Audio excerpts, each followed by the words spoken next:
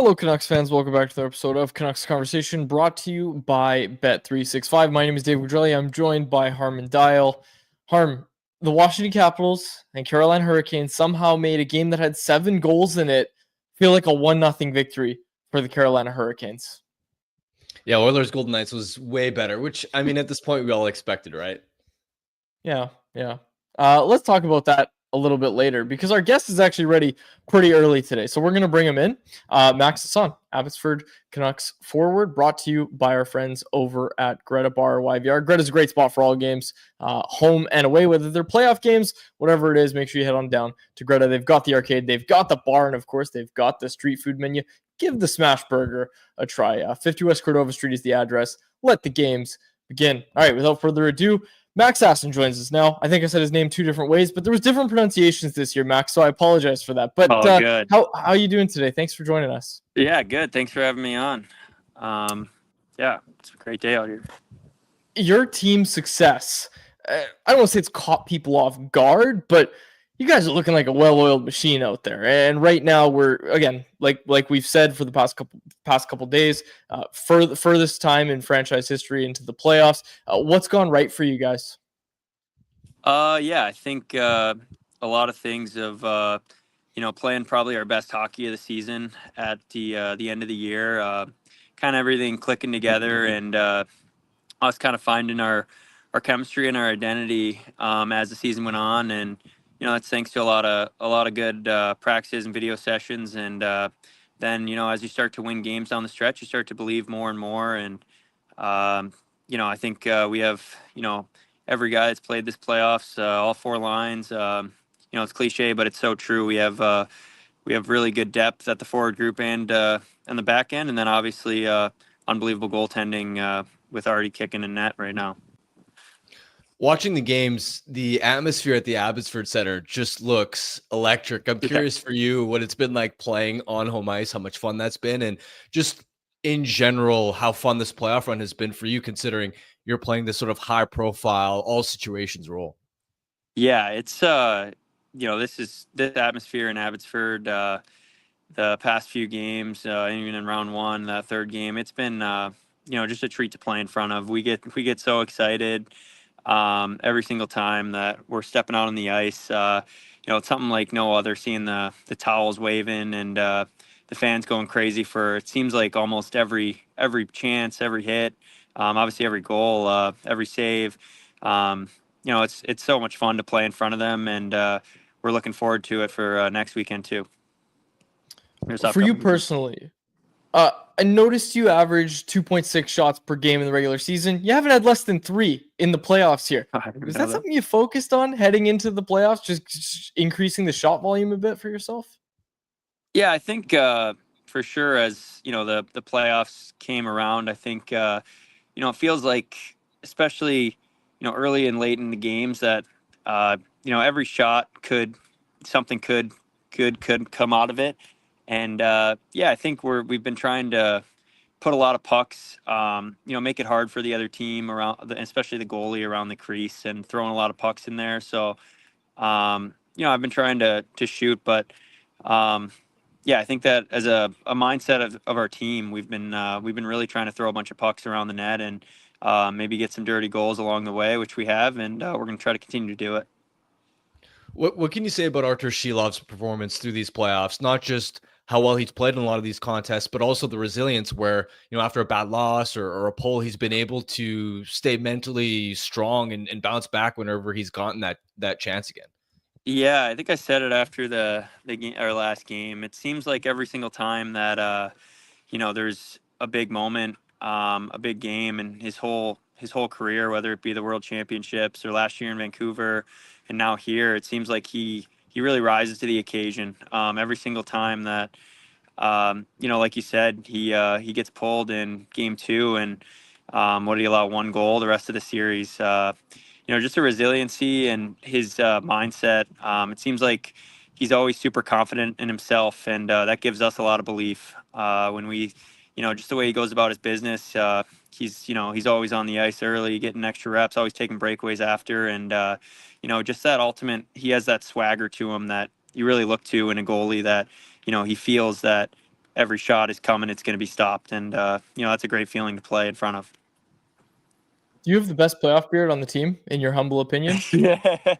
Let me try to think. Yeah, Phil DiGiuseppe has quite the beard. But yeah, this is getting long, which is a great thing.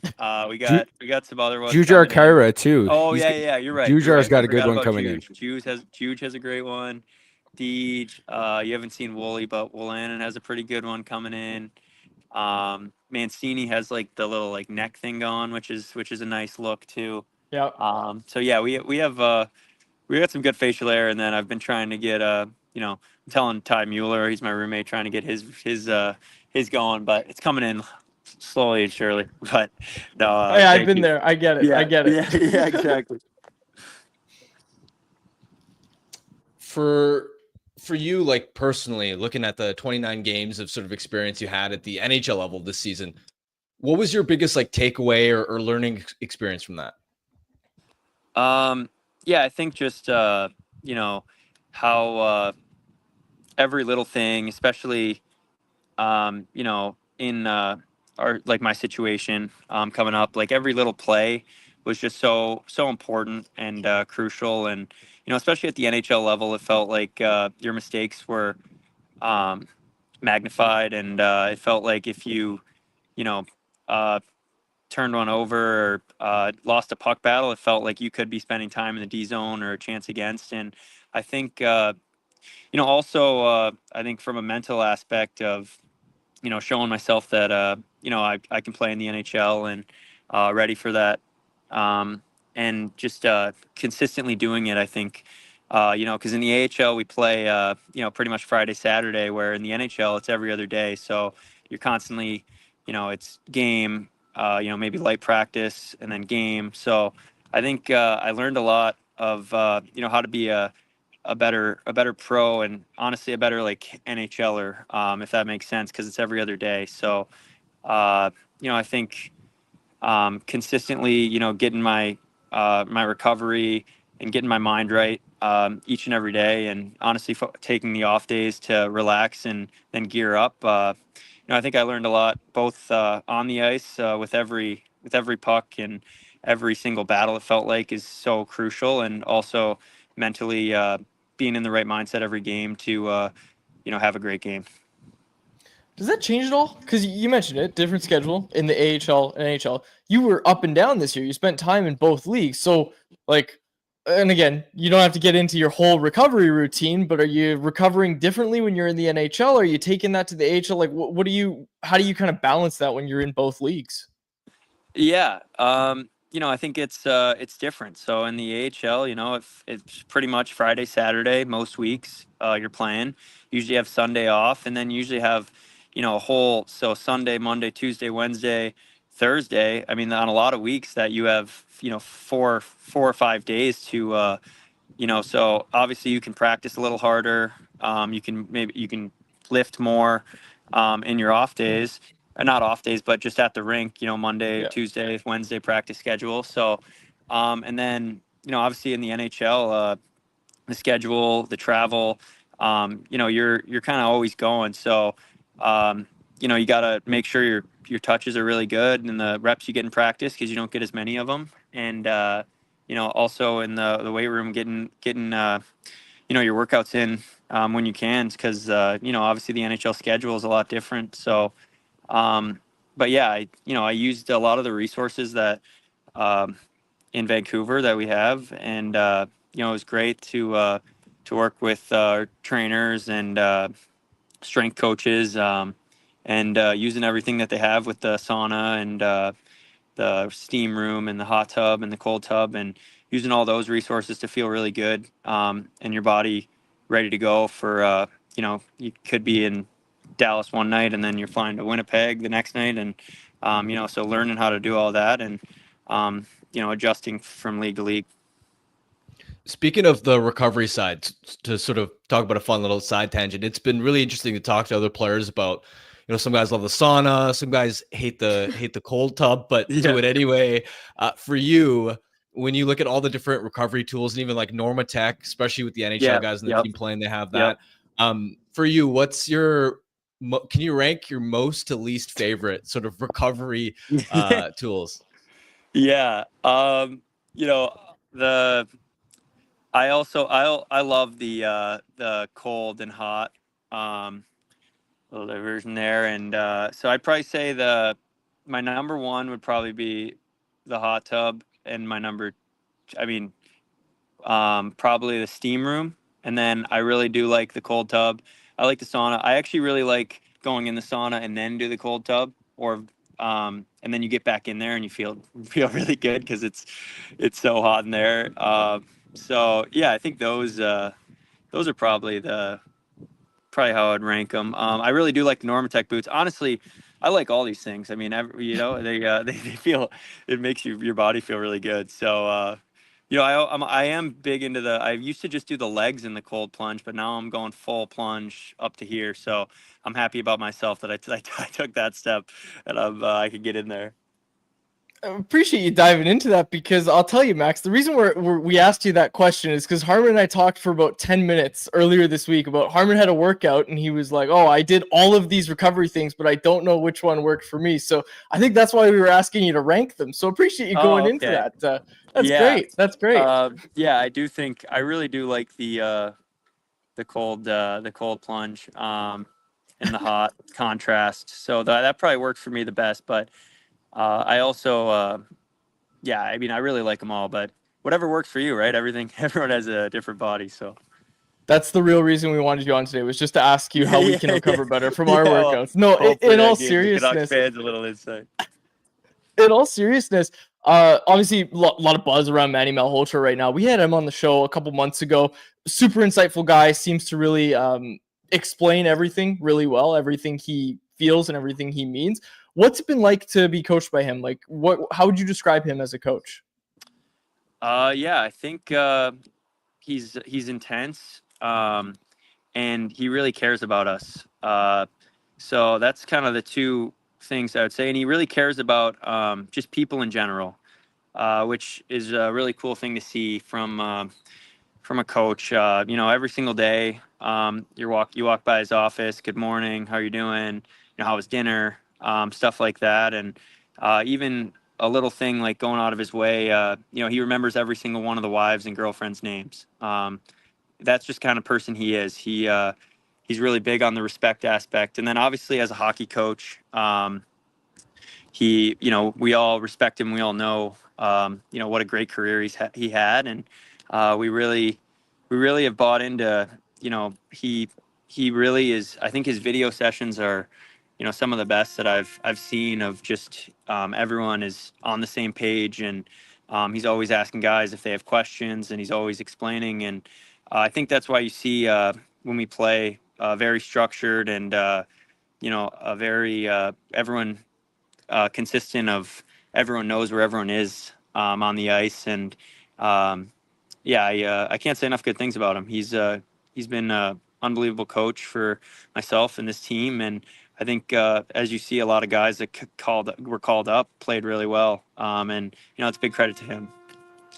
Yeah, we actually had a question from a listener here, a super chat, as we like to call them in our YouTube chat. And it was just about your experience getting called up. What was that moment like for you? When did you find out you were getting called up? And just, it feels like ages ago now. It feels like we've seen you for a while now, but, played 29 games up here. What was it like getting that initial call up? That was probably the best day of my hockey career so far. I'd say it was a really special moment. I remember, we were walking to Whole Foods in Henderson, and my phone died. And then I went back to the hotel and I turned it on, and RJ had called me, Ryan Johnson for listeners. And I figured it could be a good thing. And he called me, and honestly, I was just so excited, at a loss for words, because when you don't get the call, it was probably like a year and a half. You start to really question, maybe, am I going to ever get a chance? And that was an unbelievable call. And I was so excited. I think I called every single person in my family, all my friends, because they're all a part of it too. When you make your NHL debut, every single person that was along with you on the journey along the way deserves to be a part of that moment. And yeah, it was super special. All right, Max, final one comes from Brandon Assel, the play-by-play guy for the Abbotsford Canucks. He asked how Browns was after the game. He's in our chat right now. Yeah, that was shout out Brown Social House, McCallum, Abbotsford. Yeah, they set us up with the patio, and the whole team came, all the family that was there, the wives, girlfriends, and all that, and we celebrated the series clinching win, and yeah, it was fun. We had our laughs, and then we woke up on Saturday, and we're thinking about is Colorado. Hell yeah. All right, well, Yep. hopefully there's another celebration at Browns. We're hoping for the best for you. Thanks for having me on, guys. Yeah, best of luck, Max. Thanks for doing this. Yep. Have a good one. There he is, Max Sasson. That was fun. That was a lot of fun. I'm glad he was able to take the time. We appreciate him taking the time to join us on today's show. Man, I loved that he wanted to get into the recovery stuff. That was great. I feel smarter now. I'm doing more ice baths. You can book that, Harm. Yeah, and I love that he loves every tool. Like you know that there are some guys that don't actually take advantage of all the tools. They like find their one thing that they love. Like some guys are cold plunge guys and that's their thing, or some guys are sauna guys and that's their thing.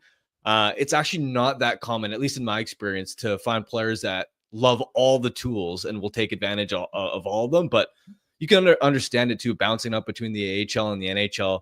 You want to take as much advantage of it as you can, especially since these seasons are so long and so grueling. And I also loved his answer about getting that call up and that moment of just how much it meant to him after you turn pro. And this is a conversation I've had with a lot of guys in the past, where sometimes when you're down in the minors and you've been there for a while, you doubt whether you're ever going to get that call. And it can be sort of demoralizing, and you got to keep grinding through and battling regardless. And so for him to break through like that, it's a terrific story. Hopefully he has a great playoff run and an awesome off season, and hopefully he's able to contend for a roster spot in the fall. Yeah, absolutely. New friend of the show, Max Sasson. I switched up his pronunciation again. I keep switching in between, even though I'm pretty sure it's Sasson. I think that's what we're going with in Big Hog Hockey in the chat. And Quads, I apologize because we talked about that before going to air, and then threw me off, Jacob. We threw you off. You were in your head, and you had it wrong at the start. No, I think he's okay with us having some fun with it, because it did change up a couple times during the season. Yeah, but Max Sasson, officially a friend of the show, is what Big Hog Hockey wrote. And yeah, that was great. That was a lot of fun. Best of luck to Max and the Abbotsford Canucks, who open their playoff series on Friday. You can read about it. We're going to have a series preview dropping on Canucks Army this week. Speaking of the Abbotsford Canucks, something that came out at Canucks Army this morning was our pal Jeff Patterson ranked the top 5 Abbotsford Canucks through 2 rounds of the playoffs. And man, oh man, there are some standout performers in Abbotsford right now. And Max Sasson was also featured in that article. It's worth mentioning. So go read that, CanucksArmy.com. Abbotsford Canucks are looking to advance to round 4, which isn't the final round for some reason. Round 5 is the final round. But hey, they're looking to punch their ticket to it would be conference final. Yeah, looking to punch their ticket to the conference final. Starts on Friday. Okay, let's get into the NHL playoff action. We quickly mentioned Washington, Carolina, and how, it's just a snooze fest. You expected it. But man, oh man, this Edmonton-Vegas series just got turned up a notch. And ultimately, Edmonton was the one that turned up the heat. And they looked like the ones that were ready to play last night. And I don't know if a defensive masterclass like that is Edmonton's fastball, but that arguably is the best we've seen Edmonton look in these playoffs.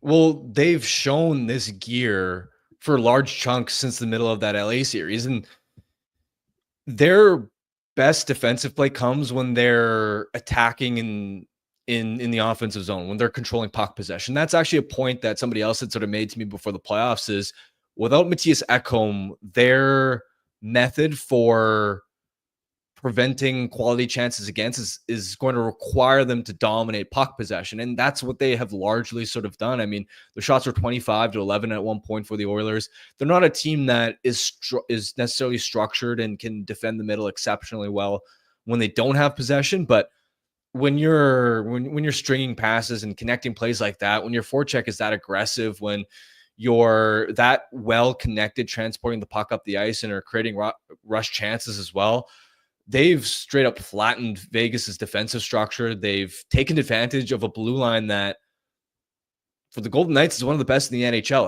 That's a really hard thing to sort of pull off, and they've been able to do it. It obviously helped that Skinner, the few grade A chances that he did have to stop, and there were a couple in the first period, the Barbashev breakaway on the power play, McNabb redirect chance. There was a Dorofeev one-timer on another power play. Skinner stood tall and made the saves that he had to, but really this was Edmonton taking over on the forecheck, off the rush, and most importantly, with their depth. That's been the biggest surprise for me with the Oilers during these playoffs is, and what has ultimately made me a lot more bullish about their chances this year compared to before the playoffs, is seeing how impactful Connor Brown has been. And you saw his dogged forechecking setting up the first of Henrique's goals. He's up to 4 goals and 7 points in 10 games, Connor Brown. Evander Kane, he's a guy that I don't know if Canucks fans fully remember watching him last year's playoffs, but at times in that second round, he looked slow. He looked like a potential defensive liability. And especially after missing, I thought he was washed. I thought he wasn't an impact sort of top 6 kind of player. And especially after missing the entire regular season, he comes in and has 4 goals and 7 points in 9 games. Plus he is sort of living rent free in a lot of Vegas players' heads. He's been a huge difference maker. Running Aiden Hill, like that's the big part of the story to me too, is he set the tone. Like Edmonton set the tone and set the heat in that game. As soon as Evander Kane ran into Aiden Hill, then Zach Hyman does the same. Then Aiden Hill's chasing guys into the corner. Like that is a level of, I don't want to say lack of composure from Aiden Hill, but obviously the goalie's not only thinking about making saves, is my point. They've rattled him. Even the Matthias Janmark tripping him in the crease. Now, Janmark and Kane did get penalties, but especially after that second Henrique goal, the way that Kane toppled over Hill so aggressively without even being pushed in was so out of pocket. Like the Golden Knights had every right. And Aiden Hill, who took a shot at Kane directly after the goal, had every right to be furious. Eat some waffle board. Yeah, right there. And on top of that, I mean, I think you got to give Chris Knobloch credit for some savvy adjustments on the blue line as well. That was always going to be one of the biggest question marks without Ekholm. It is how their D was going to hold up. They split Nurse and Bouchard, which wasn't working, and they brought our friend Troy Stetcher back into the lineup to play him with Darnell Nurse for Ty Emberson, who had been struggling, and you saw Nurse and Stetcher were a lot steadier. Not saying that Stetcher is necessarily the perfect guy to sort of calm Nurse's game down, or the perfect partner for him. But the problem with Nurse and Bouchard is they're both chaotic. And when you have 2 chaotic guys that like to sort of run around offensively, that are sometimes caught out of position, stylistically, they just don't mesh. Whereas Stetcher, yeah, we know he has flaws. He's undersized, and there's a reason he hasn't always been a fixture in NHL lineups. He's a 6'7" for a reason, but stylistically, he is reliable. He's low event.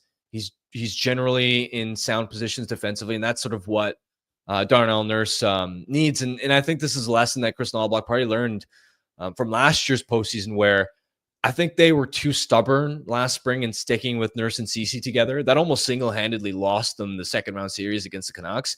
And they probably learned from splitting them up. And when Philip Broberg later in the playoffs drew into lineup and made success, that, okay, it can pay dividends to make adjustments on the back end a little bit quicker. And so Knobloch deserves credit there for how he handled the defense. Also up front, Leon Draisaitl's playing with Kasperi Kapanen and Vasily Podkolzin. And Draisaitl hasn't been spectacular by any means, but to put those guys on his line, I look at that and say that's the coach saying, hey, like, you're going to be a part of this defensive game that we're going to play. That's how I looked at it, at least. Yeah, and Kapanen drawing in for Arvidsson was a good move as well. Now, Kapanen is obviously not a top 6 player in an ideal situation, but he brought a lot of speed. He brought a lot of physicality and aggressiveness, where that substitution as well paid dividends in my mind for the Oilers. And especially when you then split McDavid and Draisaitl, it just further deepens that Oilers lineup that, again, before the playoffs, I looked at it and went, I don't know if they have the offensive depth that they had in years past, and especially from a speed element. After losing Holloway, after losing Ryan McLeod, after losing Warren Fogle, I worried about that. But that's, again, been the biggest surprise is how decisively they've won their non-McDavid and non-Draisaitl minutes at 5-on-5.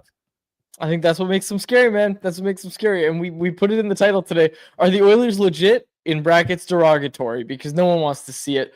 Let's get to our poll question, which is about the Oilers, and it is about our other favorite team, the Toronto Maple Leafs. Our poll question today is brought to you by Pacific Toyota Dealers, who want to tell you about the 100% electric Toyota BZ4X, an SUV packed with plenty of space. The BZ4X can handle any terrain and can take you from the city to the slopes. It's backed by the peace of mind that comes with knowing you're driving a Toyota, and if you're driving a BZ4X, you get access to HOV lanes even if you're driving alone.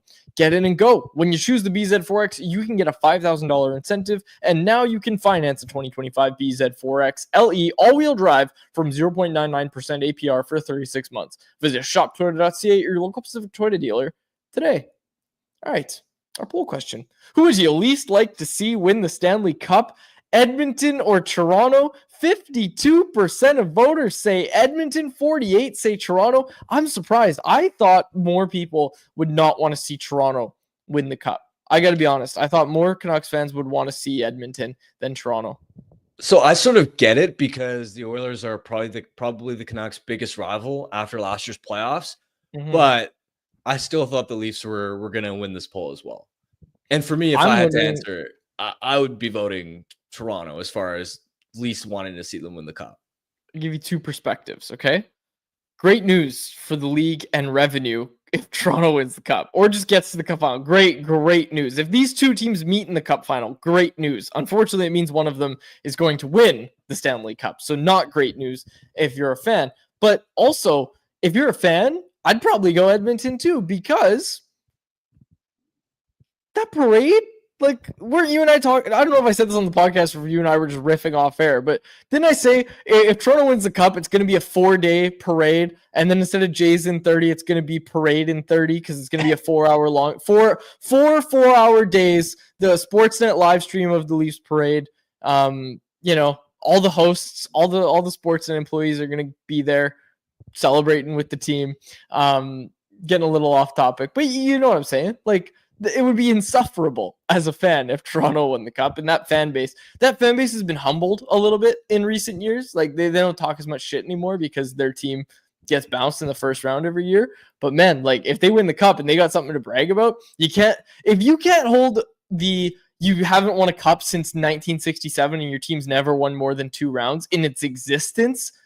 If you can't hold that over Leafs fans' head, what do you have? I don't think you have much left after that. And that's a scary thought. Yeah, it's really, from a Schadenfreude perspective, what storyline would you rather have? Is being able to dunk on the Leafs and that core 4 of Matthews and Marner for their lack of playoff success, or McDavid and Draisaitl not having a Cup yet? And for me, it's more fun to dunk on the Leafs. Well, that's the thing. You can always, look at the insults that people send to Oilers fans, okay? It's rarely, oh, your team's no good. You have that on Toronto. It's more about the city. And even if they win, you're still going to have that. So I think we just did the work on this. We showed our work. And the answer is that you would least like to see Toronto win the Cup. I'm going with that. Even though they're my Leafs and I bleed blue now, or whatever I've been saying. No, it's the Leafs. Leafs is absolutely the correct answer. That's who you least want to see win the Cup out of those two. Okay. Let's get to anyone else, which is brought to you by our friends at the Vancouver Canadians, who are back home starting tonight for a 6-game set with the Everett Aqua Sox. The summer weather's nearly here. You can feel it, so it's a great time to get out to the Nat. They've got a nooner at the Nat on Friday the 16th. Get out of work early, grab some friends, and head on down to the ballpark. On Saturday the 17th, the Seas host Women in Sport Day with a special guest appearance by Hazel May. And check out the White Spot Family Fun Sunday on the 18th. Bring the kids. They get to run the bases post-game. It's always a fun day on a Sunday afternoon. For tickets, call 604-872-5232 or check out CanadiansBaseball.com. All right. I wanted to say this because tonight it is Winnipeg. It is Dallas. There is no Florida, Toronto. For some reason, they're going to play tomorrow. This game is interesting because the news of the day, Heiskanen is activated from LTIR, and man, oh man, the Dallas Stars just presumably just got a heck of a lot better. I'm really curious to see how he looks first game back after having not played in a while. How close to 100% does he look? I want to see his skating. I'm also really curious to see what kind of deployment he gets. And I imagine the Stars will try to ease him in, especially because they have a series lead and because they have been playing well throughout these playoffs. And that's kind of a luxury, right? It would be a different situation if Heiskanen was entering a series where they were down, let's say 3-1, and you're on the ropes, brink of elimination. They have control over the series right now, which means you don't have to play him 30 minutes a night from his first game back like you typically might have the sort of incentive and urge to do. And I think that matters as far as slowly ramping him back up, especially against the Jets team that can play physical hockey, especially with that Adam Lowry line. Connor Hellebuyck starts tonight. That's confirmed. You and I were talking about that yesterday, and you had me convinced that maybe Eric Comrie was the right choice. Your prediction for tonight? We'll see. I mean, I don't like making single game predictions. I do. The Stars. I was so wrong yesterday. Yeah, I think the Stars are taking the series. We'll see. I mean, I think starting Hellebuyck, I don't agree with that decision. I would have leaned towards Comrie because if you go down 3-1, it's over in my mind. But it's also a lot easier for you and I to sort of say that from the outside. I imagine a lot harder as a first-year head coach to go to your MVP and a guy that's going to win another Vezina to sort of say, hey, we're not starting you for the most important game of the season to this point. So I understand why going to Arneal why going to Hellebuyck is the safer option, but sometimes safe is death. And if Hellebuyck has another stinker, that's going to be something people talk about for a while. I think obviously it's an easily defensible and explainable position to take to start Hellebuyck. Obviously, it's very simple. Imagine they started Comrie and then went down 3-1. You just said it's over if you go down 3-1. What's Hellebuyck thinking at that point, right? And like that's your franchise, like that's your guy. Yeah, it's a tough one. It's definitely a tough one. I don't envy the position they're in. You can watch that game tonight, and we will, of course, talk about it tomorrow. But both your argument makes sense. It had me convinced yesterday. Okay, let's now watch Hellebuyck have a shutout tonight and make me look stupid. Well, we'll see. We'll see. I called yesterday that Stuart Skinner is going to get lit up. The fairy tale's over. Then he gets a shutout. Stuart Skinner shutout. Let's also mention that as the Oilers take their series lead 3-1. But I was not believing in Stuart Skinner or the Oilers yesterday. So we'll see what ends up happening tonight. We did want to get this in as well. A bit of Canucks news here. The reports from Dhaliwal, Drancer, and PJ all talking about the head coaching job coming down to Adam Foote or Manny Malhotra, with Malhotra being the slight favorite. Now, there's a lot of angst, and let's get to this anyone else, because it was from someone early in the show. It was from Travis A. Wall, who said, what's the reason most people are not as high on Adam Foote, given how much Hughes likes him? And people are asking, why do people hate Adam Foote so much? Because the reaction on social media has been, Manny's the clear choice. And while that may be true and is obviously the position that I believe, Adam Foote's not a horrible second choice if he is their second choice. Like, he's not an awful, like, it's not like they're just picking some guy up off the street. Like, let's not forget Adam Foote's playing career. Let's also not forget Adam Foote's coaching career in Vancouver, where Quinn Hughes is talking about Adam Foote as one of the best coaches he's ever had. If this is a project Keep Quinn Happy, go ahead, hire Adam Foote, right? Like, why are we overthinking this? If this is all about keeping Quinn Hughes happy, right? And I know it's not. I'm exaggerating, obviously, as I tend to do. I'm exaggerating a little bit, but like if the captain approves of the hiring, I don't see a huge reason to be up in arms about this. I just don't. And I get it. Like the reason people are up in arms is, I mean, they're all pointing to the 1 year he spent with a god awful Kelowna Rockets team. I don't know. Like I don't think that's a great indication of a guy's ability as a coach. There's no doubt he's done excellent work as an NHL assistant here, running the defense, not just unlocking the best version of Quinn Hughes, but also the work he's done with Tyler Myers. On and on. even last year, the sort of patchwork defense that they had, where they got the absolute best version of Carson Soucy, and Zadorov was playing terrific hockey. That blue line, even in 2023-24, punched above its weight class, in my opinion. Plus the decision to play Hughes and Hronek as a full-time pair. Because remember, when Filip Hronek first came, a lot of people sort of expected that, well, Quinn can play with anybody. Why not have Hronek drive his own pair? The Canucks elected, and Foote was obviously a huge part of that decision, to go Hughes and Hronek. And since they've played together, they've been one of the best defense pairs in the NHL. So Foote's done a lot of terrific things as an assistant coach there. But in a head coaching capacity, I'm unsure. And I'm not saying he'd be poor at it, but it obviously didn't go well for him in that 1 year at the junior hockey level. And more than that, I just have concerns around this team needs to figure out a way to manufacture more offense. And I don't know if Foote is necessarily the right coach to unlock that. That's very fair. And hey, my first choice is Manny Malhotra, but I don't know. I'm not going to sit here and throw out a bunch of other names that I have ahead of Adam Foote. And I don't think it's it wouldn't be outrageous if they hired Adam Foote, is what I'm trying to get at. But yeah, my first choice, and I think the team's first choice, is probably Manny Malhotra. Yeah, Manny for sure. I think he's a little bit more balanced too, where my fear with Adam Foote would be, for instance, look at the defensemen that they went out and targeted last summer, right? The Vinny Desharnais, and like that bottom four with Soucy, Myers, Forbert, Desharnais, and obviously Juleson as an extra.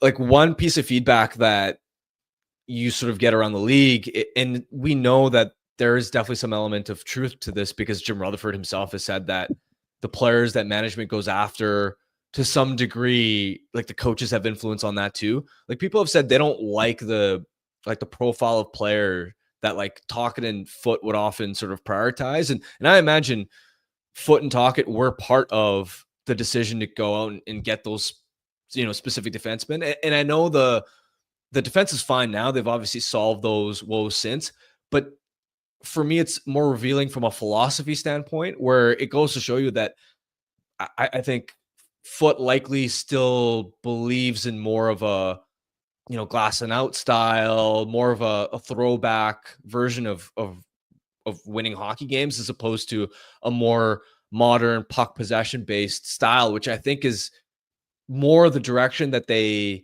need to lean into. Like, they were under talk. We know they were already sort of at the extremes of playing low event hockey. Mm-hmm.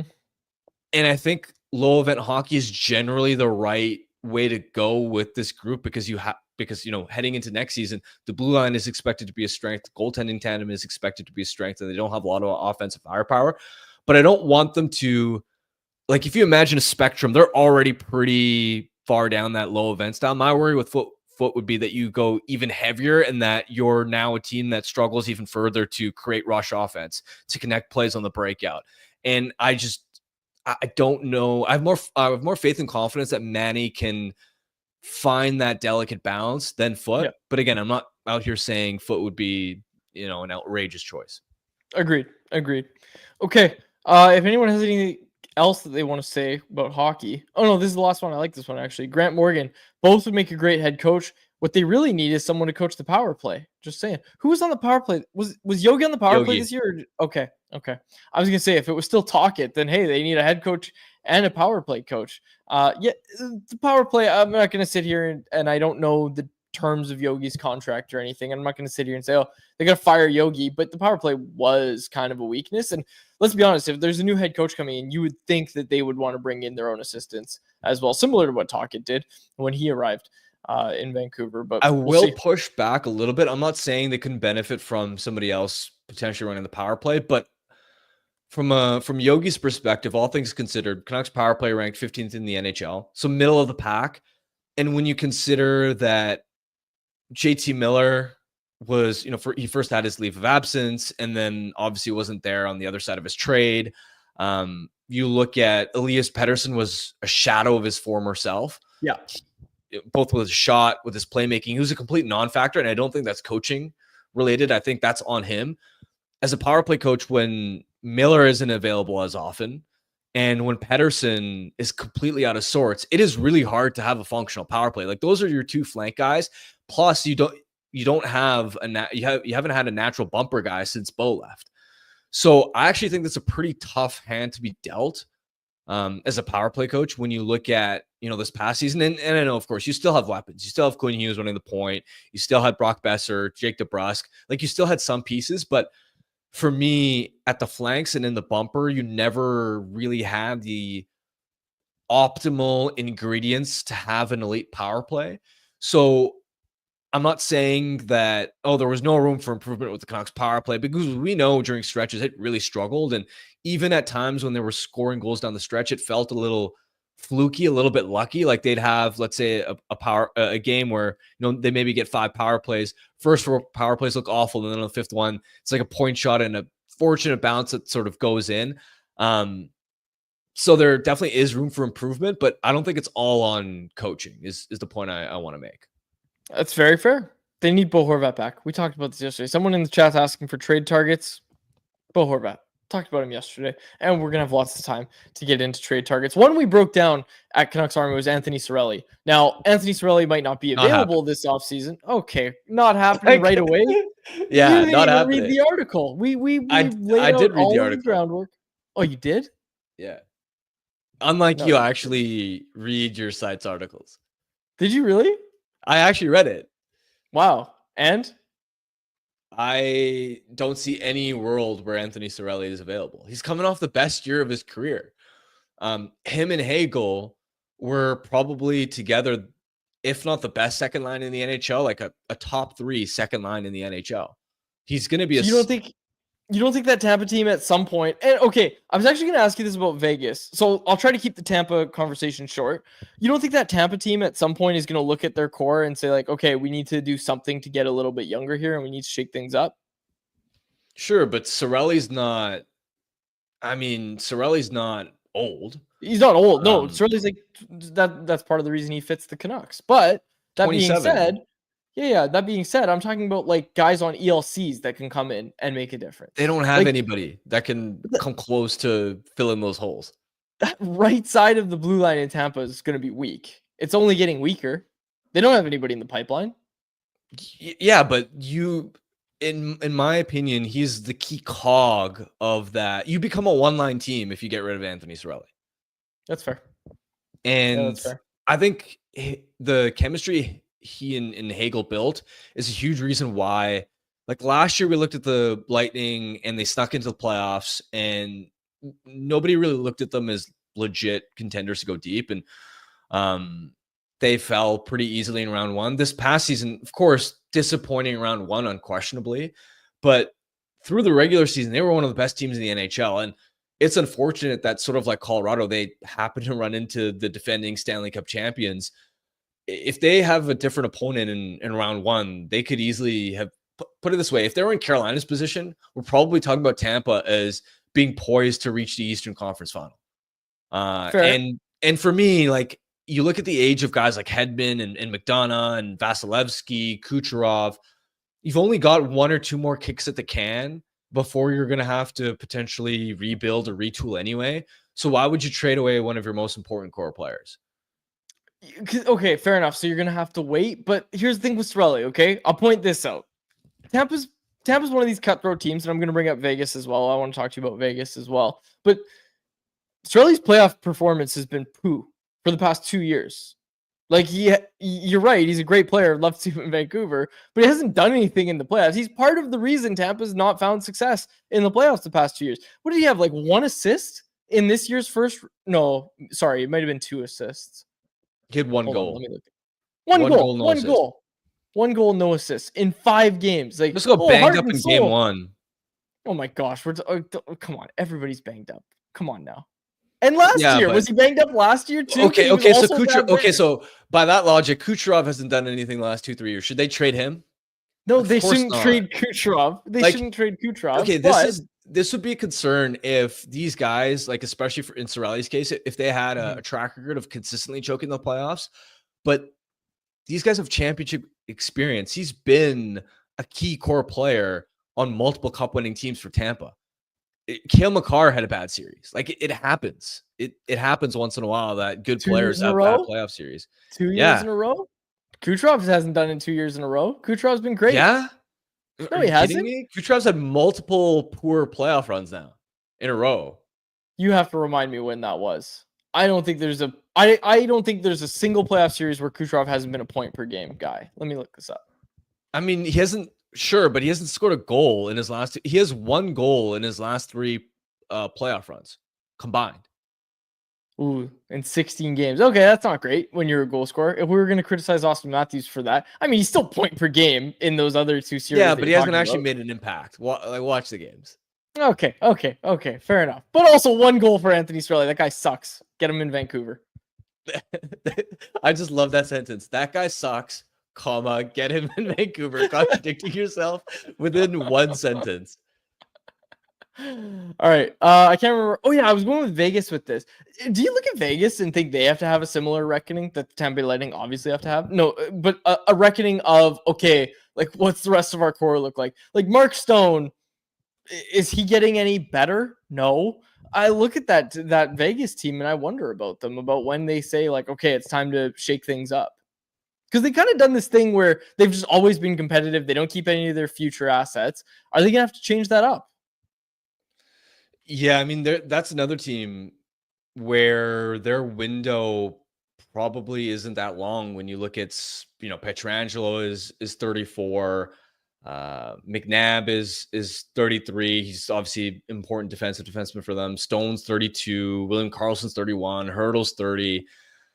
Like a lot of their core players are sort of getting up there in age. I don't think they're quite on the cusp of necessarily falling off a cliff. They're gonna have to do whatever they can to just keep finding value. And unfortunately, I think part of the story is simply that they have run into this Oilers team that's peaking at the perfect time. Like the Oilers right now, arguably the most terrifying team in the NHL. I'm not saying they're the odds-on favorites to win the cup because, things can change. Series to series, you don't necessarily maintain the same form. But right now, like in this very moment, May 13th, they look absolutely terrifying. And so to lose to the Oilers in round 2, it'd be disappointing, but I don't think that's necessarily a sign that something is fundamentally wrong and you got to blow it up. Because, I mean, a couple of years ago, the Oilers lost to the Golden Knights in round 2. Of course, Vegas won the cup that year. And then guess what? The Oilers just sort of stuck with it, made incremental upgrades. Last season, made Game 7 of the Stanley Cup Final, are poised to reach the Western Conference Final again. Now, it's going to be tough if they end up playing Dallas in the conference final, if it is the Stars that advance. But sort of the point being, just because you lose to a good team in the second round of the playoffs, not just a good team, an elite team in the second round of the playoffs, doesn't mean that there's something rotten with your core. That's fair. So you're saying no? They need to find ways to get better, but I mean, like, what are you suggesting that they're going to have to do? Yeah, like it's not going to be a total switch of concept. In fact, it might be a continuation of what they always do, which is, okay, well, I just said Mark Stone's getting old. Okay, we're going to trade our captain, and we just traded him for a bunch of assets. And I don't know if that necessarily is possible, but like that's probably the route they're going to go down before they say, oh, time to blow it up. We're going to trade for just pure futures at this point. They're always going to be all in as long as they can be. Yeah. Yeah, running into the Oilers, like you said, doesn't mean that it's over. Not yet. Okay. What else was there? Oh, yeah, I wanted to get this in quickly. I got to pick an entrance song for the wedding. Beyonce told me it had to be something instrumental, and all that's coming to mind are WWE theme songs. The first one I could come up with, and so far the favorite, if you ask me, is Stone Cold Steve Austin's entrance with the glass shatter, and then Jacob plays Stone Cold Steve Austin's entrance. Copyright, I can't, but there is no way that she's going to let you use Stone Cold Steve Austin's. That would be so baller. As your wedding entrance. I know. She's not a fan of it so far. So far at all, you mean? At all. Well, we'll see. We'll see. She and I Quads, okay, here's the other thing. Take it from me, who got married last summer.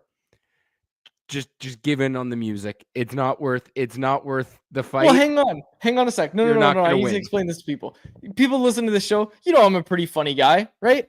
I gotta say, my fiance is very funny too. You will never guess what her song is. It is a Pitbull song. What's that Pitbull song? She's doing a Pitbull song, but an instrumental version, like on violin, of a Pitbull song.